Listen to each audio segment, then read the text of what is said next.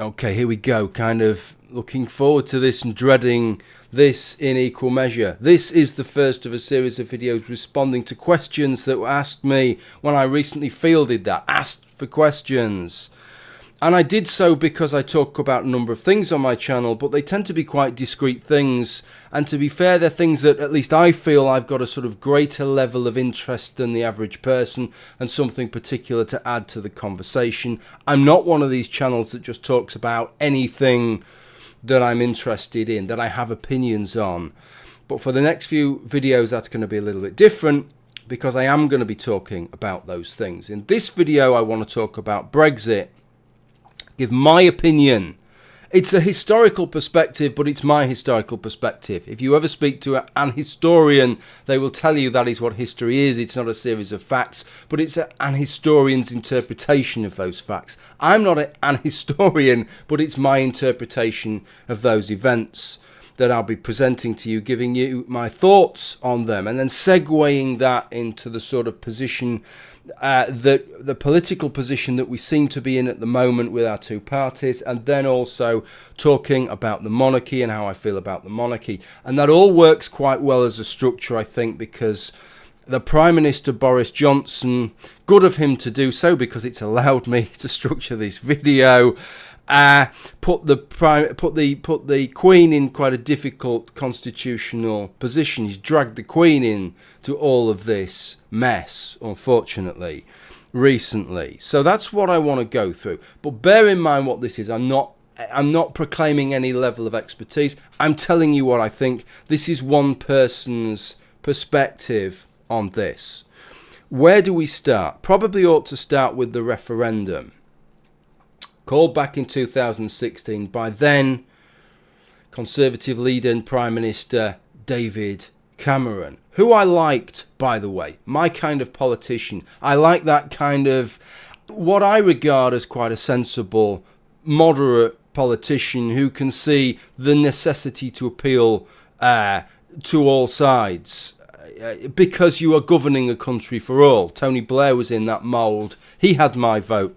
David Cameron was in that mould. Although these chaps are of different political parties, he had my vote. And he called for a referendum on Europe, and duly he lost the referendum. He was on the side of Remain. Most of the politicians were on the side of Remain. And he got a lot of stick for that. And I felt a little bit sorry for him. He got accused of being irresponsible for having done it. Irresponsible for allowing direct democracy to take place, which is a little bit ironic because a lot of the people who are criticising him would be talking about how politicians, on another day, how politicians don't represent the people, how we don't truly have a say in these things. Of course, the truth of the matter is, if I can be candid for a moment, most people barely know their arse from their elbow. They're not capable. This is why direct democracy is a bad move, because people do not have the expertise necessary to make these decisions, which is why we have the kind of democracies. We have the kind of representational democracies where you vote somebody in, hopefully with some expertise. We don't conduct brain surgery on the democratic, let's drag 12 members of the public in and ask them how to proceed with this operation next. We afford for the fact that some people have a little bit more expertise than the average person. Of course, when you have a referendum, then you have the expertise of the average person and no more involved in that. But I thought it was unfair, the crap that he took.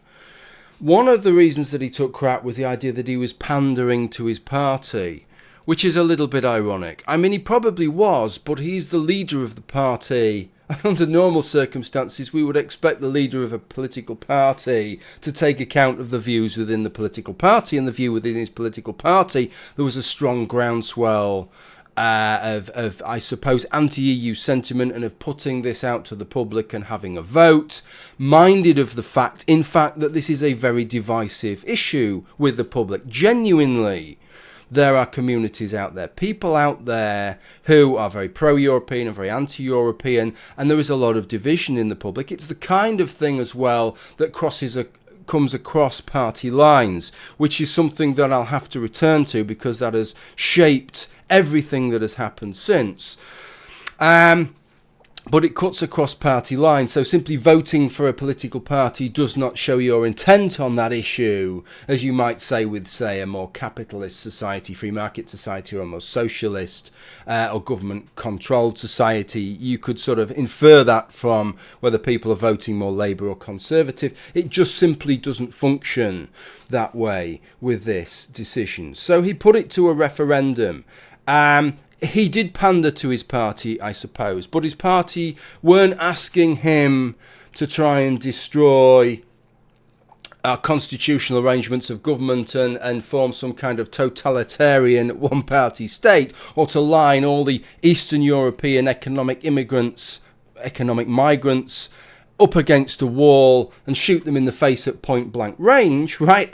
What they'd asked him to do was to give the public a vote on something. It's hardly the most horrific thing that any Prime Minister has ever done. But with the benefit of hindsight, of course, everybody is able to tell the David Camerons of this world and all the rest of the politicians, including the Jeremy Corbyns, who did pretty much bugger all, I think, during it, probably because he's secretly, in his heart of hearts, a Leaver, but didn't want to say it because his party was firmly Remain. We can see where they could have done things differently. My position was Remain. Still is Remain. But there's an idea, I think, that everybody is like ultra-polarised on this. And I don't actually think that's the case. I'm a Remainer, but very much a soft Remainer. And so when I woke up in the morning, I didn't bother staying up for it all to come in. When I woke up in the morning and I saw that it was leave, part of me sighed because I knew what was going to come up. I knew what an absolute shit show it was going to be. And then from the economic perspective, I just couldn't see this as being anything other than bad news. But at the same time, I can see growing issues in the EU with sovereignty. It's only going to get worse. It's does appear to be becoming a more and more federal organisation. And the legislation that is involved in Europe seems to go beyond what is needed to create that kind of open economic area free from tariffs, where you need some regulations the same, right? You can't have people in Spain producing things in a different way to the people in the UK, and then we're, say, encumbered by a set of regulations they're not, so they can produce it cheaper, and then just ship it across without any barriers whatsoever. We all understand that you need some regulations, other than the total idiots can understand that you need some regulations for that. You need some laws in place, EU-wide laws for that, but it went way beyond that, I think. So there were two sides of the coin for me. And there was a little, I suppose, a little bit of excitement as well to see where this went, to see how it panned out. So there was the dread, the disappointment, but a little bit of excitement because this was going to be big news for a couple of years. And of course, what we've seen in the past with referenda, not particularly in the UK, but elsewhere, is that And it's added to this sense of unease, I think, that people have with politics, that politicians only really listen to you when you give them the answer that they wanted to hear. And so referendums have taken place, not given them the answer that they wanted to hear.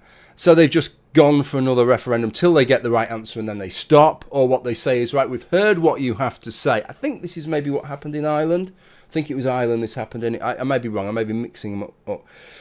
But it's sort of, well, we hear what you have to say, so we're going to amend it. We're not going to bother with another referendum. Yeah, we'll take that, but we'll just amend it first. And there's a sense that politicians just get what they want anyway. And so I suppose here was a situation where the politicians, by and large, weren't getting what they wanted, the majority of them. And so I suppose there was the interest, is this actually going to happen, or is this somehow going to be wormed out of?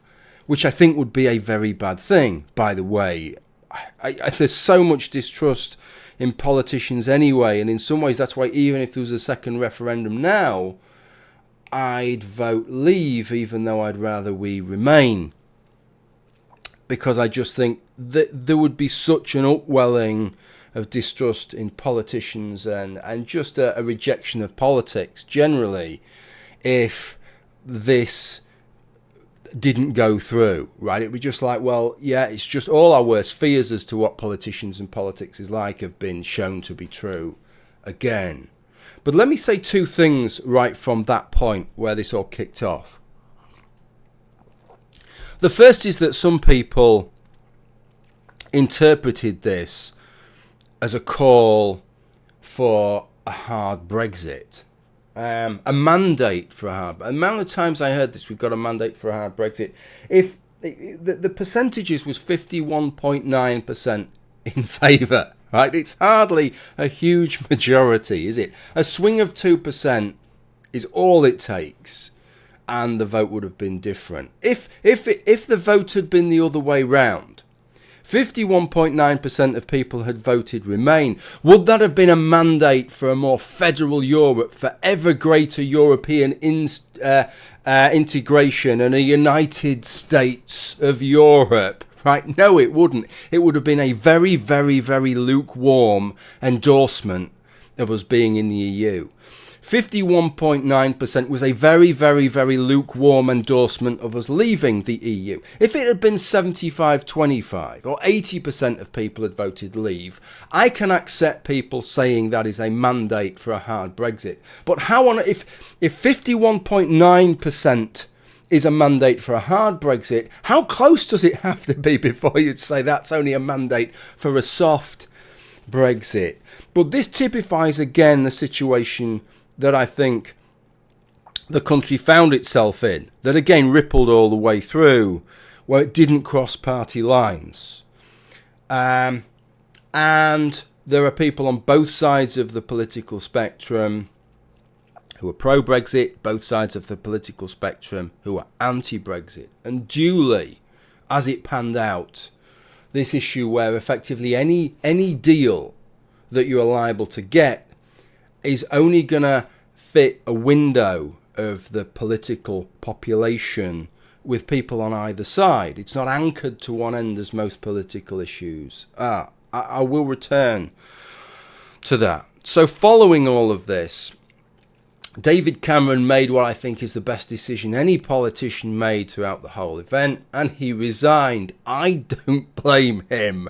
Right? I would have done the same. He knew. He's not a stupid fool, right? He's a clever guy. He knew what an absolute shit show this would be and how unavoidable it would be. Because it was one of these positions, I would say, this was my view at the time, that the public's expectations were unachievable by some margin. It was almost akin, and you know what will happen when it isn't achieved, then it's the politician's fault. It's akin, this is an exaggeration, but it's akin to asking politicians, you know, let's have a vote on whether we should all be able to fly just by flapping our hands. And a majority of the population say, yes, that's what we want. And then the politicians a few years down the line saying, well, we've tried very hard, but it seems that we can't make it work. No, you can't, because it's probably not possible. There's nothing you could have done. And really, it never was achievable. You can't blame the politicians. The politicians haven't done a particularly great job of this, admittedly.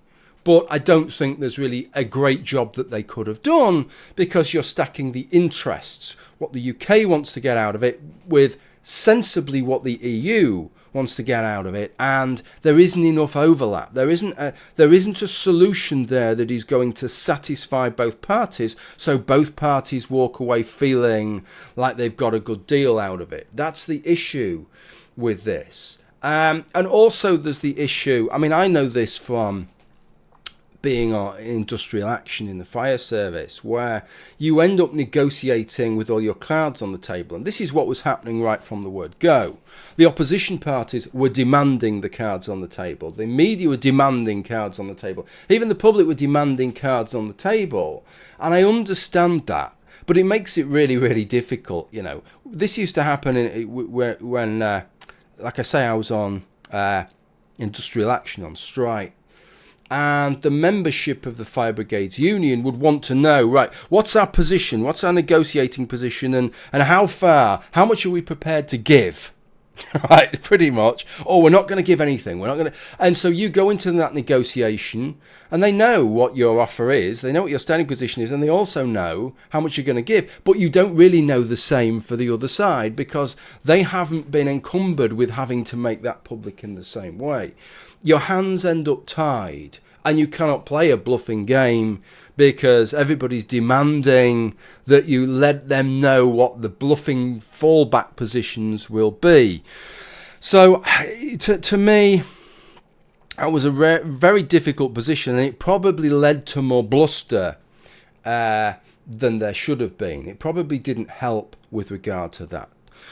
David Cameron obviously leaving, they called an election. Theresa May came in, called an election, which seemed like a good idea at the time. It turned out that it wasn't. I understood why she did it. Everybody said she's a fool for doing it, but they didn't really at the time, let's be honest, because they thought she'd get a decent majority. She's not the most charismatic person in the world, and it fell flat on the face. And she's ended up with this supply and whatever deal with the DUP, and couldn't make a parliamentary majority without that. That made things even harder. So we ended up in this position then of negotiation.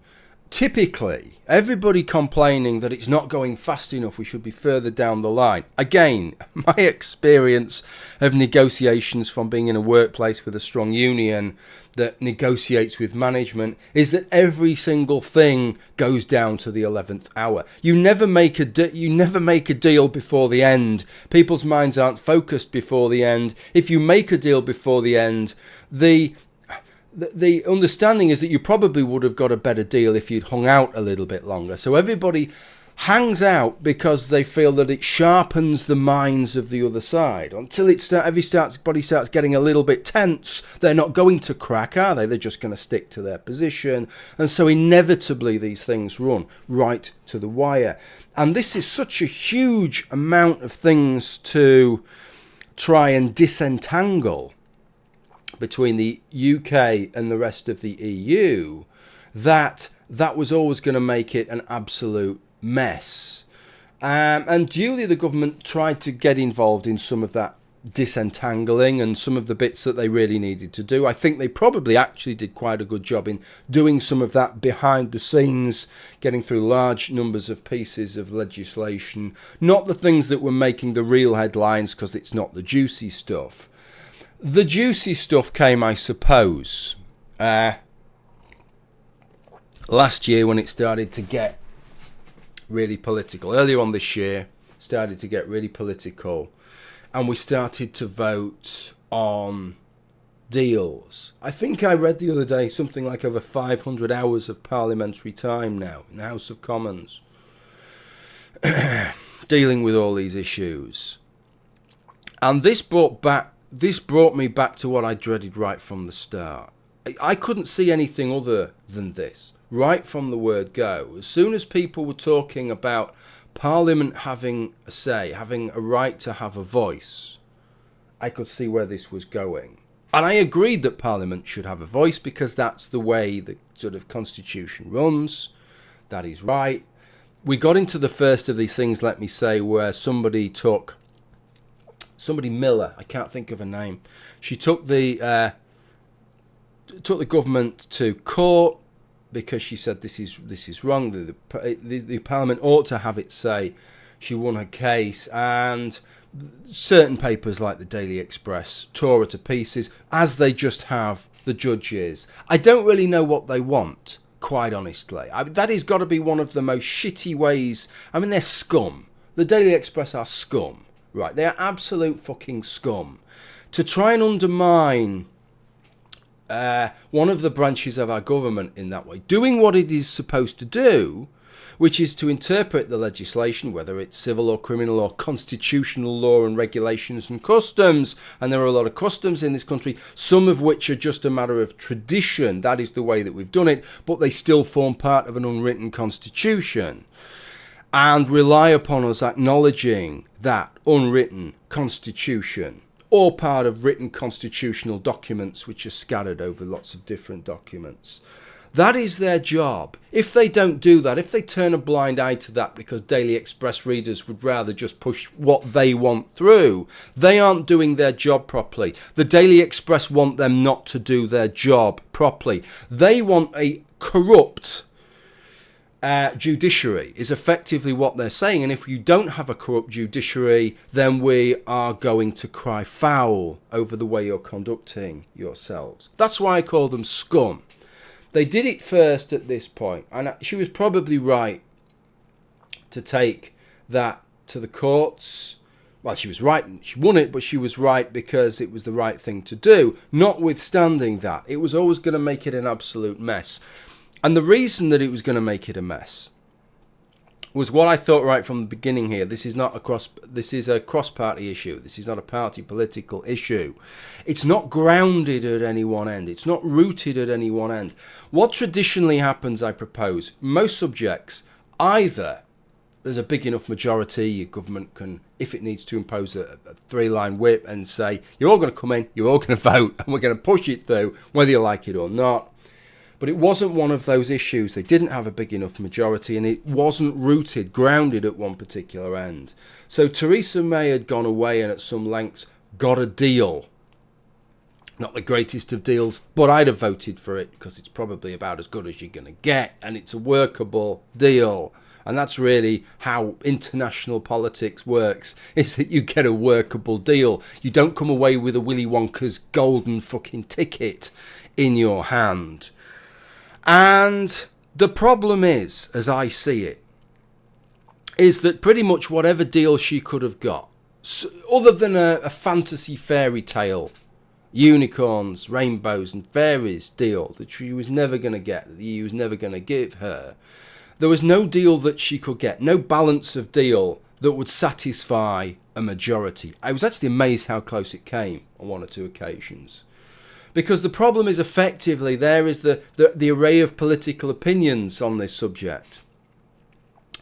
From those people that will only accept the hardest Brexit possible, to those people that at the other end don't want to leave and so they're not going to vote for any deal. And then just inside that are those people who don't want to leave, but if it's a really, really soft deal, so effectively still in the EU and everything other than name, they'll accept it. And she's trying to fit a window in there. And the window can move one way or another, and it can expand a little and shrink a little. But unfortunately, it's almost like asking politicians to vote for their favourite colour and then being surprised that no colour can achieve a majority. There's no window there. You can move it one way, you can move it the other way, but it never gets you the majority that you need. This was the concern that I have with calls for a second referendum, not in terms of whether or not we leave, but whether we accept any particular deal. You will end up in the same position again. There is probably no one deal that will get even over 50% of the votes, even if 50% of people want us to leave. So how many hundreds of referenda would you have before you gave that up as a bad deal? So that kind of brings us up close to where we are now, in that stalemate. And we have this situation now. Theresa May had had enough, right? I felt sorry for her a bit. She took it on. It was always going to be a shit job. It was always going to be an impossible task. But then it would have been an impossible task whoever took it on, which is kind of why I feel a little bit sorry for her, even though it was her decision to take it on. Somebody had to be in that position. And so the Conservatives voted for Boris Johnson, who came in all guns blazing. Boris Johnson is an interesting character. It's the kind of person that, if I had to pick a politician to go for a drink for, Boris Johnson would probably be right up there as one of the first choices. But I'd make sure he bought the first round, right? Because I wouldn't trust the twat as far as I could throw him. If I bought the first round, I'm sure he'd say, oh Jim, you buy the next round and I'll buy a couple. And then after I bought the second round, I seem to have left my wallet at home. Anyway, I better get going. And he'd end up never buying a drink, right? I don't think he's trustworthy. I think he's shifty. I think he's a shit. I think he'll say whatever he needs to say to get on. He'll trample on people. He pretends to be much more ardent in favour of Brexit than he actually is. He said that this piece that he'd written for the Times, he wrote two pieces, if you remember, he writes for the Times, he wrote two pieces, one pro-Brexit and one anti-Brexit, and then published the anti-Brexit one, and that was when he made his, pro-Brexit one, anti-Europe one, that was when he made his stance right in the outset before the referendum. And he said it was just a sort of thinking exercise. If you are that wedded to your position, I don't think that's the kind of thinking exercise. You don't frame it in that way. But that's the position that he's upholding. That's the position that he's entertaining. And he's now in charge, and he's taken a very bullish approach. And I mean, I kind of understand the bullish approach in some ways, in that I don't know that another 6 months or something is going to make any difference. What exactly is going to change other than a general election potentially could change things if you get a stronger majority in one way or another, and we'll come to talking about that in a minute. But outside of that, in terms of the perspectives of the public, because a general election just gives you a different mix of politicians, it doesn't give you different perspectives of the public's perspectives don't really change in that way. So I don't really know what's going to alter in that period. And so I kind of understand it, but he's gone about it in the most dreadful way. And he's trampled on things I think that shouldn't have been trampled on. And ultimately that has led to a Supreme Court unanimous judgment that what they were doing was illegal. I hear people calling him a criminal. I don't think that's right. It's not criminal law. He's not a criminal. It's constitutional law that's been broken. So he's okay in that respect. But it's like he's doing things that he really shouldn't be doing. So that gets us on to where we're at the moment, I think. Just before I say any more on that, let me say one of the reasons that I think where all this went wrong from the start, if you go back to before the referendum, to before the Scottish independence referendum, I think we're going about this all the wrong way. It is bizarre in the extreme to me that we are holding these referenda just on the basis of a simple balance, a simple majority. All it takes is 50.000000001%. I don't know if that was the right number of noughts there.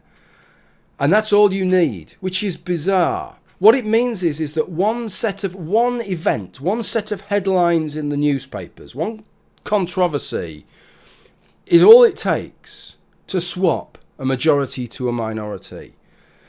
And it shouldn't depend on that. General elections can depend on that, but you can change a general election 5 years down the line.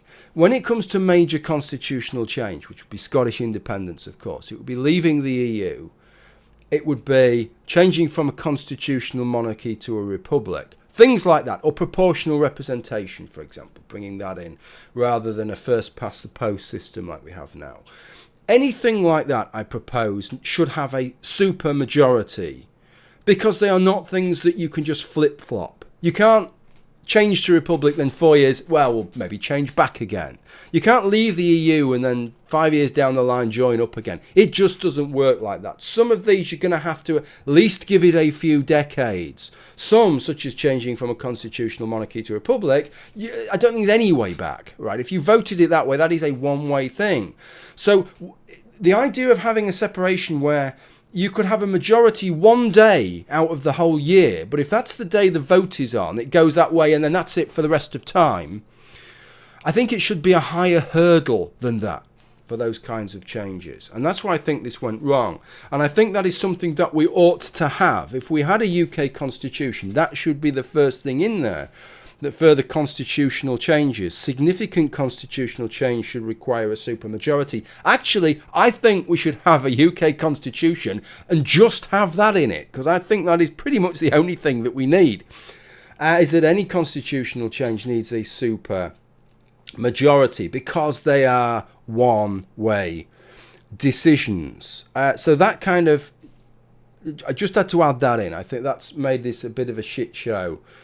And if you had that supermajority, let's say 60%, 65%, if you achieved that, then it's a lot more cut and dried. Right. It's a lot more cut and dried because even if it tethers back a bit, you've still got a good majority within the country that justifies the big step that you are taking. Okay. So where are we at now? I don't know. I want to say that the situation with regard to Brexit is intractable. It can't be intractable because something has to give. Something has to happen. Presumably, I'm thinking there will be some kind of extension, I think, because I don't think there'll be a deal. I think there will be an extension and a general election. And maybe that will resolve things. But like I say, because things are split across party lines, it's difficult to see anything other than another close result.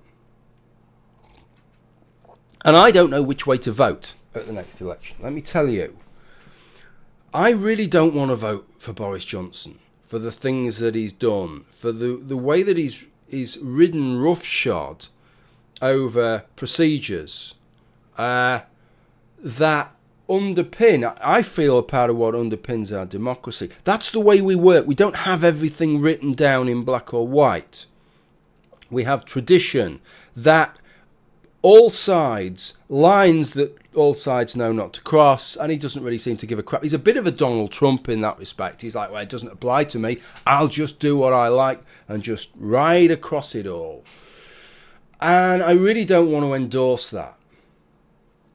Before I come to Labour, the Liberal Democrats could have got my vote on this, even though they won a second referendum.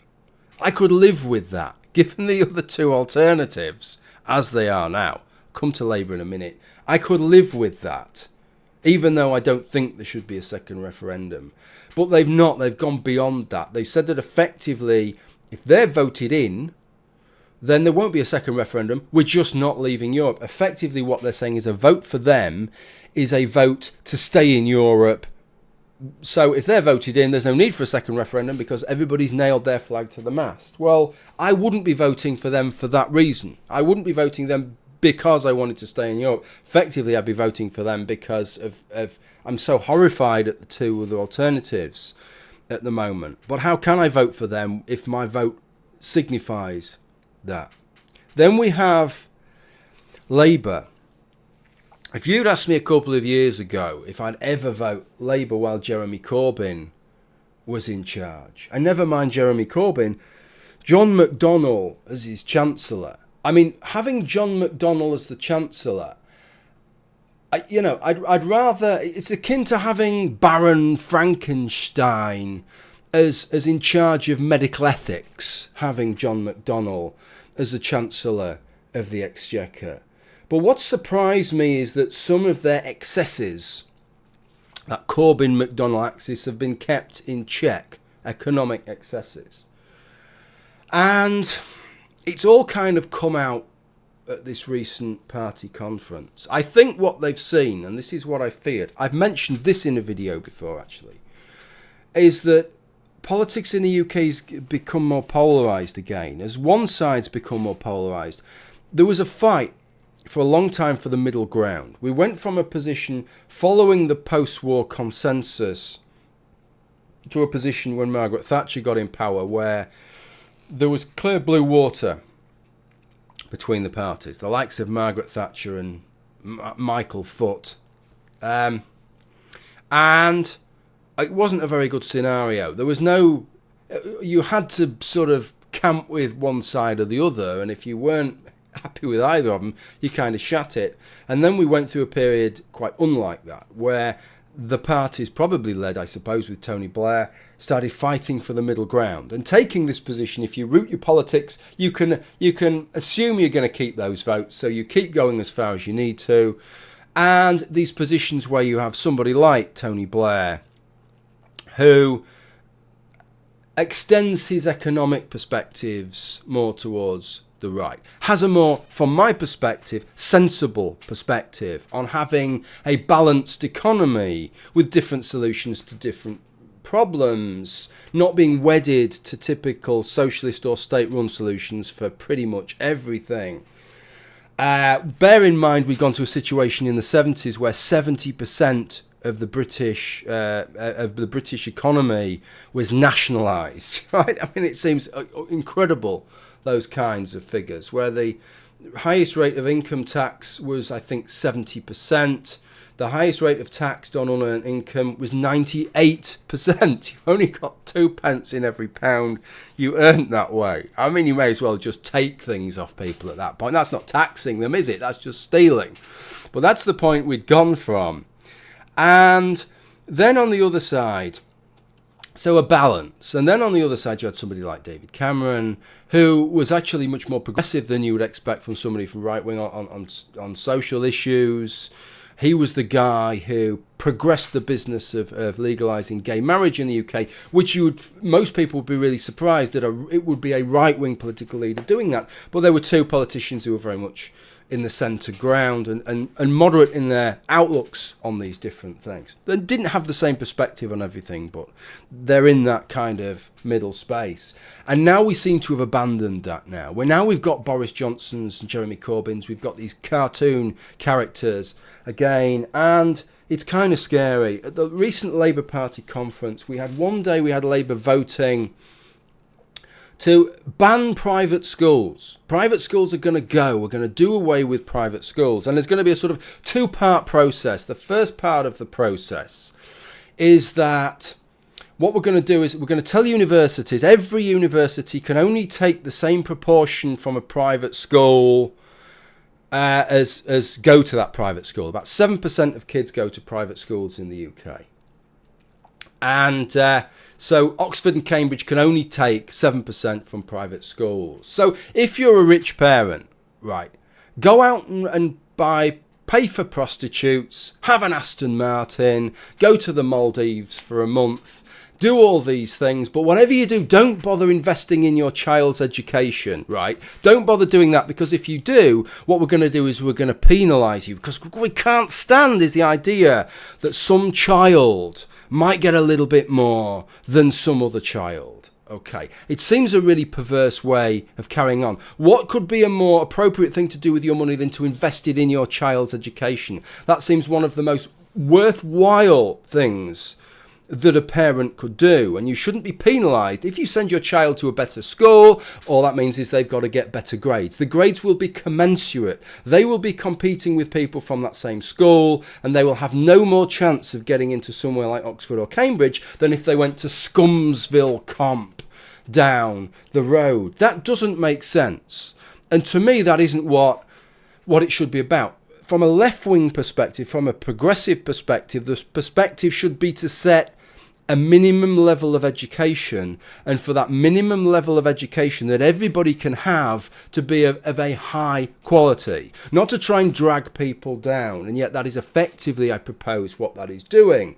But the second step was that they were going to ban private schools. Why? Because they want their resources.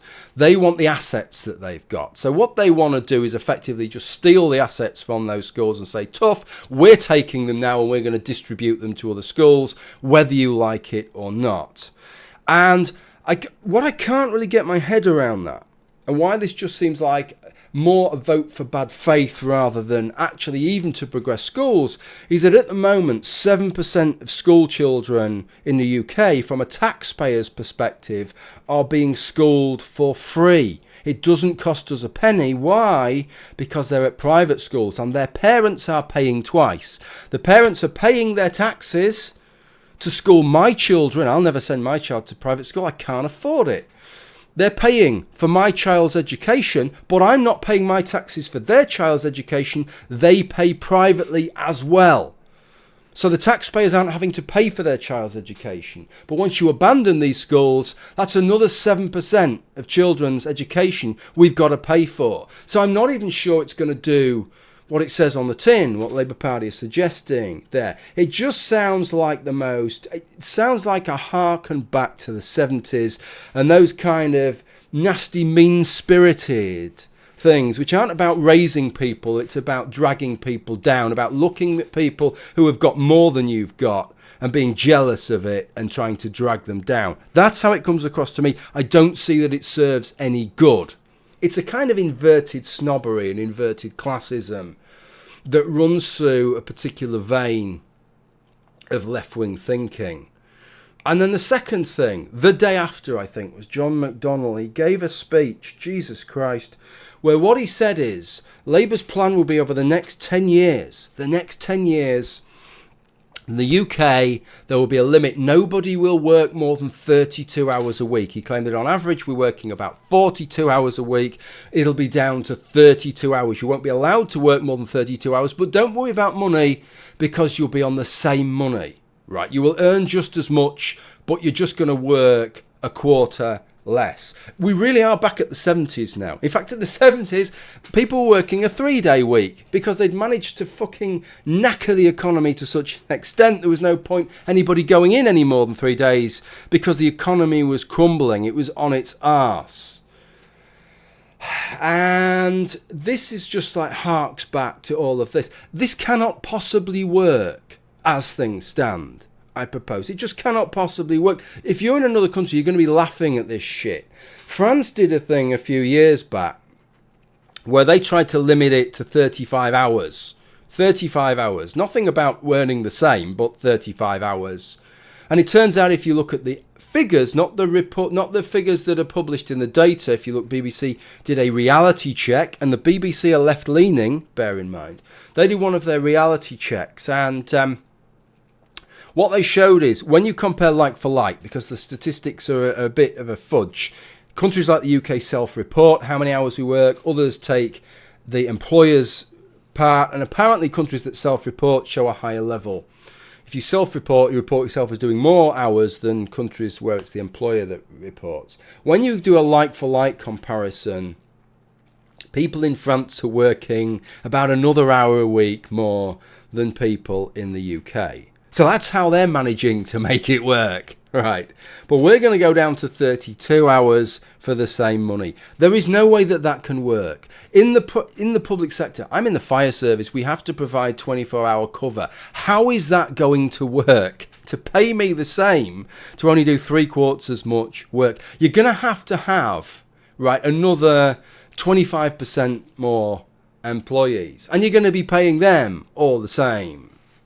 We couldn't sustain our budgets. With the global recession, fire service budgets have gone down about 30%. We've had to not lay firefighters off, but remove pumps and then allow for natural wastage as people retire. And it's still barely fundable, quite honestly. How are you going to add that? I think we're just going to have to borrow and borrow and borrow. Or what is going to happen? What is going to happen is that you're just going to have to increase taxes. So you'll still be paying me the same, but my rate of tax, my basic rate of tax will have to go up 5 or 6%, right, to cover it. So I might look like I'm earning the same, but I'll be earning nothing like the same. It's an absolute mess, and that's in the public sector. Well, at least there's some kind of possibility in the private sector. What about if you're working on your own as a plumber? How's that going to work? People aren't just going to start paying you more so you can work less hours. If you're working for one of these companies that's competing, as companies do, with companies across Europe and across the world, and are struggling, they can only just manage, they're only just breaking even, as most companies are, right? They're not awash with funds, they're just breaking even. How on earth are they going to afford for you to say, do you know what? Just only work 4 days a week, but we'll keep paying you the same. That's absolutely fine. So, you'll only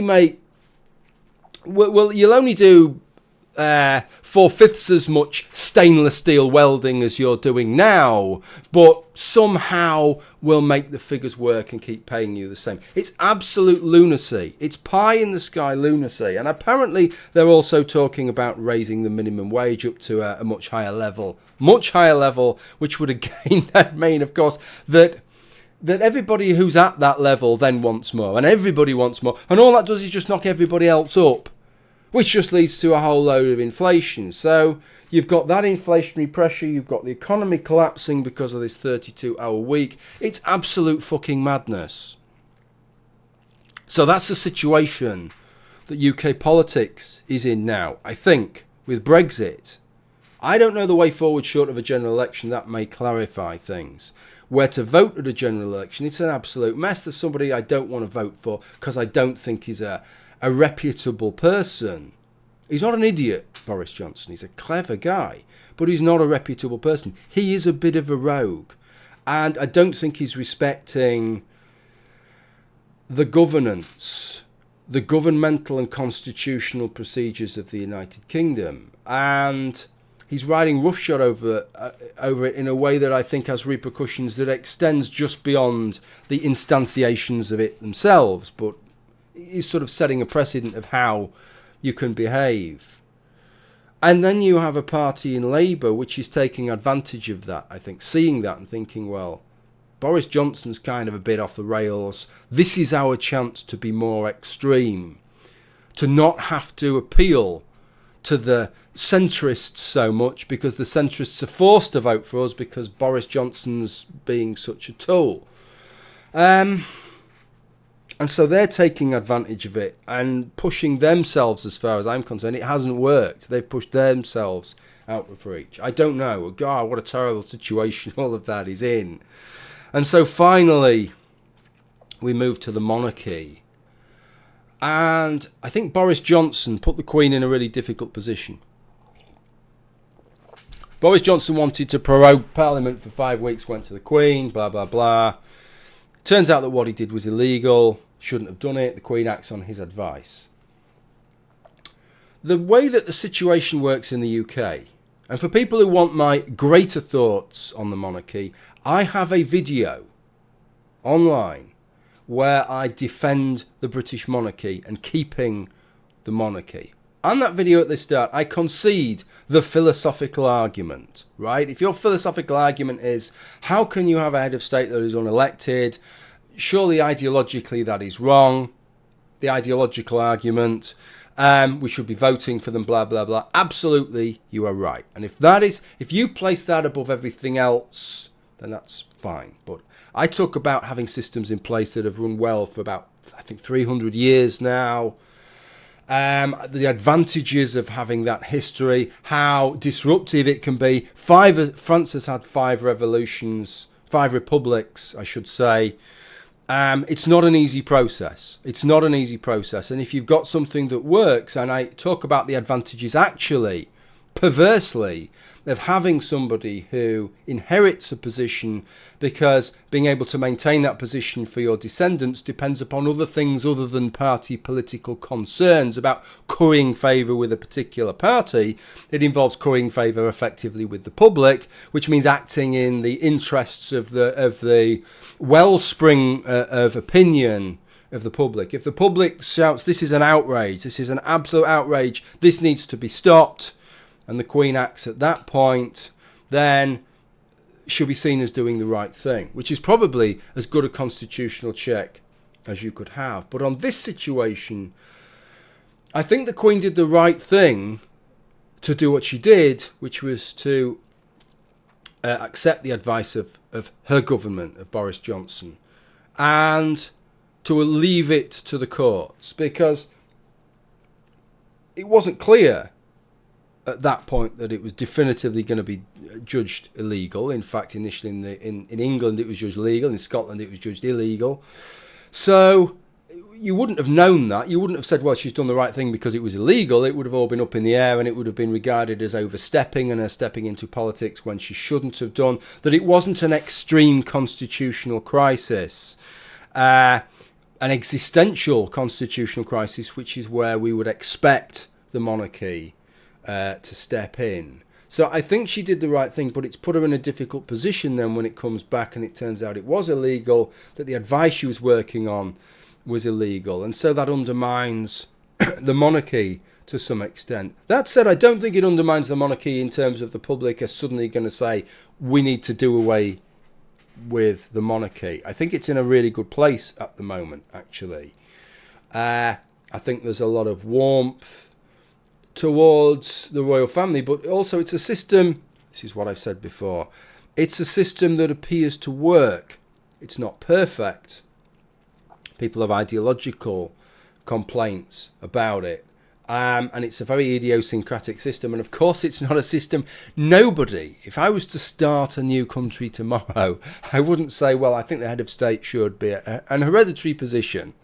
Right, of course not. You would never do that. But when you've got a system that's been in place for several hundred years, that has built up the kind of aura that you only get from having something, the continuity of time and tradition and custom, to sweep all that away, it's not always the case that you replace it with something that is robust as what you've got rid of, and you don't often foresee the issues with what you put in place. And that has been something which has been shown in other countries that have gotten rid of their monarch.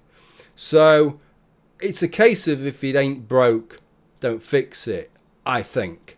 For the sake of freeing up one job in the country of 60 million people, which is head of state, I don't really see that as an issue. And I don't think, despite the position that it's put the British monarchy in, I don't think the British people will see that. And I don't think that that will change. Predictions.